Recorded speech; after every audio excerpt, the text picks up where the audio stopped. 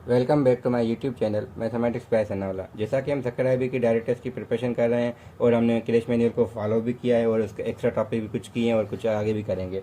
तो इसमें हमारे पास क्वेश्चन यहाँ पे क्या है, यहाँ पे ये दिया गया है कि यहाँ पे 50 है, यहाँ पे 50 है।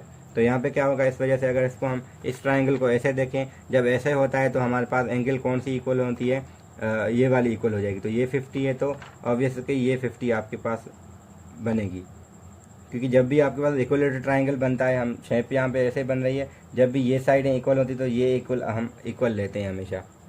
ठीक है, तो शुरू में मुझसे कहीं पे मिस्टेक हुई थी पहले, मगर मैंने इसको नहीं देखा था। तो अगर हम ये 50-50 साइड्स हैं, तो अगर ये जो एंगल होगी इसको हम कंसिडर करें, यहाँ पे भी आपके पास वही बन जाएगी। तो यहाँ देखें तो आपके पास क्या होगा, हम ये दोनों वाई वाई लेंगे फिलहाल, क्योंकि एक्स यहाँ पे पहले है। तो हम ये दो, क्योंकि जो जब भी ये ऐसे बराबर होंगी तो ये एंगल आपस में बराबर होंगी, तो हम इसको भी वाई लेते हैं, इसको भी वाई लेते हैं। तो अगर हम यहाँ पे यूज़ करें तो क्या होगा, वाई और वाई 2y + 50 इज इक्वल 180 होता है। तो y इज इक्वल हमें मिलेगा, पहले तो 180 में से माइनस होगा, 180 माइनस 50 आ जाएगा 130, डिवाइडेड बाय 2 करेंगे तो y आपको 65 मिलेगा। अब ये 65 है, फिर हमें ये पता है स्ट्रेट एंगल ऐसे पूरी 180 होती है, तो 180 में से माइनस करें 65, ये जो आंसर आएगा आपके पास वो इसमें अवेलेबल होगा। तो वो आपके पास कुछ 115 गिवन है, तो 115 इसलिए इसका आंसर आ जाएगा था 115x का वैल्यू। इसको मैं यहाँ पे नहीं लिख रहा क्योंकि यहीं पे हमें पता चल जाएगा। यहाँ पे जो सिंबल यहाँ पे नहीं दी गई सही नंबर से, वो मिट गई थी प्रिंटिंग की वजह से, या 90 था, 90 की सिंबल है, ये 50 है, तो टोटल हमें पता है 180 होता है, तो यहाँ पे इसलिए 40 आ गया। अगर ये 40 है, हमने यूज़ किया अपोजिट एंगल वाला फार्मूला तो या डेफिनेशन, तो ये अपोजिट ये भी 40 आ गया। अगर ये 40 है, ये 30 है, तो टोटल मिला के 70 हो गया।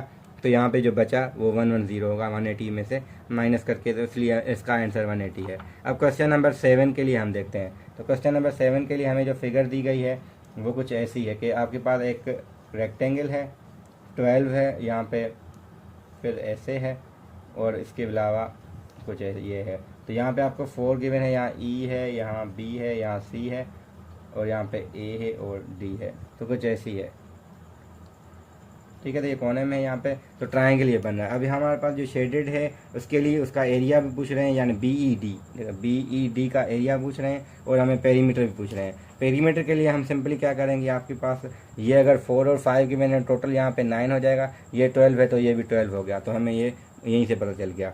अगर पाइथागोरस थ्योरम अप्लाई करें तो वो उस पर हम आ जाएंगे। फिलहाल हमें क्या करना है, पहले एरिया। तो एरिया के लिए क्या होता है, बेस इंटू हाइट होता है, 1/2 बेस इंटू हाइट, ये एरिया का फार्मूला है। तो हम बेस हमारे पास हम ये कंसीडर करेंगे, तो इसके लिए हाइट हम ये ले सकते हैं, इसके लिए मसला नहीं है। जब भी आपके पास ऐसी कोई फिगर होती है तो हम करते हैं इस पर। तो बेस आप ये ले रहे हैं, तो इसके लिए जो 90 की एंगल होगी वो आपके पास इस बेस पे वो हम ये भी कंसिडर कर सकते हैं, ये भी जो इक्वलेंटली होगा, इससे आगे नहीं निकल जाए, यहीं तक हो, तो हम निकाल सकते हैं 1/2 बेस यानी 4, हाइट यानी 12, तो आपके पास 1 × 2 तो 24 आपको एरिया मिल सकता है। हाँ, जब आपको पेरीमीटर निकालना है, यानी क्वेश्चन 7 है ये, क्वेश्चन 8 इसी में ही है, क्योंकि 7 और 8 दोनों के लिए यही फिगर है।